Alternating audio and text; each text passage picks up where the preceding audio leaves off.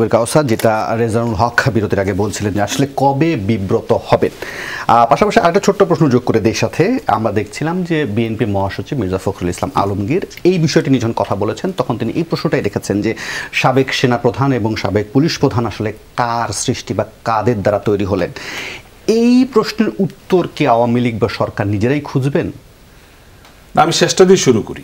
আমি আগে বলার চেষ্টা করেছি, সেনাপ্রধান পুলিশ প্রধান কেউ কিন্তু তৈরি করে না, একটা রুটিন হিসেবে তারা আসেন, সিনিয়র থাকেন না, সে থেকে হয়ে থাকে। তিনি সম্ভবত তাদেরকে পদ পদবীর কথা বলেননি, তারা যে এইভাবে জায়ান্ট হয়ে উঠেছিলেন, ক্ষমতার যে অপব্যবহার কার ছত্রছায়ায় কাদের ছত্রছায়ায় সেটার উত্তর খুঁজতে বলেছিলেন। না, ব্যবহার এবং অপব্যবহার আপনি দুইভাবে দেখতে পারেন।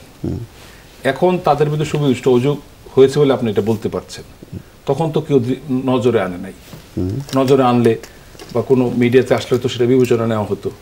আমি প্রথমেই বলেছি বেনজির সাহেবের ব্যাপারটা কিন্তু একটা পত্রিকার মাধ্যমে প্রথমে আসছে, সেটাকে দুদক আমলে নিয়েছে, মামলা হয়েছে, কোর্ট ব্যবস্থা নিয়েছে। এখন আপনারা যেভাবে প্রশ্ন করেন যে কারা সৃষ্টি করলো, ব্যাপারটা তা না। এই পদে এখনো তো আছে, সরকারের বিভিন্ন পদে বিনোদন আছেন, কিন্তু সবাই কি একই প্যাটার্নের? সবাই কি অপরাধ প্রবণ? সবাই কি একই ধরনের দুর্নীতি করেন? না, কেউ কেউ করেন, সেটা অনেকে ধরা পড়ছে, অনেকে পড়ছে না, বা চাকরি থাকা অবস্থায় হচ্ছে, চাকরি পরেও হচ্ছে।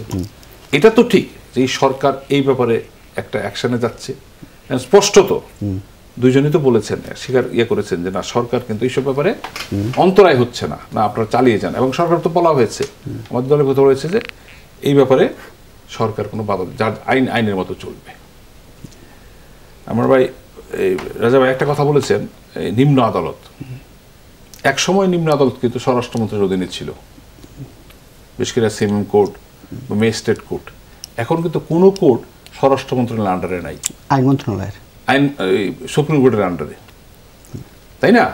এখন বিচার বিভাগ স্বাধীন হওয়ার পরে না এই প্রক্রিয়াটা শুরু হয়েছে না, এক সময় কিন্তু সরাসরি নিম্ন আদালতটা স্বরাষ্ট্র মন্ত্রণালয় হ্যান্ডলিং করতো, এটা একসময় ছিল চর্চাটা, এবং প্রশাসনের ম্যাজিস্ট্রেটরা এটা পরিচালনা করতেন। এখন কিন্তু প্রশাসনের কেউ নিম্ন আদালতে বসছেন না, এখন কিন্তু বিচারকরা মানে জুডিশিয়াল সার্ভিস থেকে ওখানে বসছেন।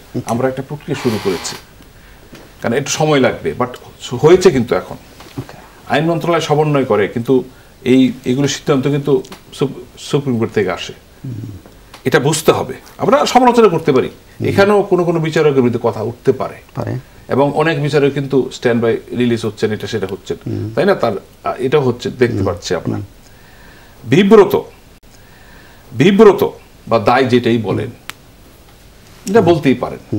এখন আওয়ামী লীগ সরকারে আছে, কোনো ঘটনা হলে তো তার উপরে যাবে, কিন্তু ব্যাপারটা হলো কত দ্রুত সেটা আইনের আওতায় আনা যায়, সুরাহা করা যায়, দায়িত্ব তাকে নিতে হবে, যেহেতু ক্ষমতায় আছে। সেটা পুলিশ বাহিনী নেবে, আইন শৃঙ্খলা বাহিনী নেবে, না আইন বিভাগ নেবে, কাউকে নিতে হবে। তো সেটা হচ্ছে কিনা, ঘটনা দুর্ঘটনা ঘটতেই পারে, দেখতে হবে কত দ্রুত ব্যবস্থা নেওয়া চাই। সেই ক্ষেত্রে আমি গতকালও এক আলোচনার মধ্যে বলা হচ্ছিল আমাদেরকে এরকম যে প্রতিরক্ষা মন্ত্রণালয় সংক্রান্ত সংসদীয় কমিটি কিংবা সার্বভৌম সংসদ চাইলে এই দুই ব্যক্তিকে ডাকতে পারেন, তলব করতে পারেন, এবং তাদের বিরুদ্ধে অভিযোগ যেগুলো উঠেছে সেগুলোর বিস্তারিত তথ্য উপাত্ত সংগ্রহ করতে পারেন। সেই সৎসাহস বা সেই সাহসটাকে মানে শুধুমাত্র দুদকের উপর চাপিয়ে দিয়ে, মানে বা আদালতের উপর চাপিয়ে দিয়ে থাকা হবে, নাকি এই সংসদীয় কমিটি যেগুলো আছে তারাও তাদের একটু অ্যাক্টিভিটিস দেখাতে পারে? দেখুন, এই তো বললাম তো, চাকরিজীবী দুই ধরনের, একটা 59 এর আগে, একটা 59 এর পরে, রাইট? এখন তো তারা 59 এর পরে, চাকরির অবস্থায় নাই। একটা ডিপার্টমেন্টাল ব্যবস্থা নিতে গেলে তাকে 59 এর ভিতর থাকতে হবে, পিএলআর এর আগে। এখন তো তারা সেই অবস্থায় নাই। আমি একেবারে ক্লিয়ার না যে সংসদ ডাকতে ডাকতে পারবেন কিনা। প্রথমত হলো যেটা আইনগত ব্যবস্থা নেওয়া হয়েছে, আইনের আওতায় আসছে কিনা, এবং এটার জন্য আমাদের দুদক আছে, দুদকের কোর্ট আছে, কোর্টে, এবং সেই প্রক্রিয়া যাচ্ছে এটা। এখানে এটা অন্যভাবে নেওয়ার কোনো সুযোগ নাই। আর দায়টা যে সরকারের উপরে আসবে ব্যাপারটা তাও না। যদি চাকরিচ্যুত থাকতেন হয়তো সরকার সরাসরি একটা মন্তব্য করতেন বা একটা ব্যবস্থা নিতে পারতেন।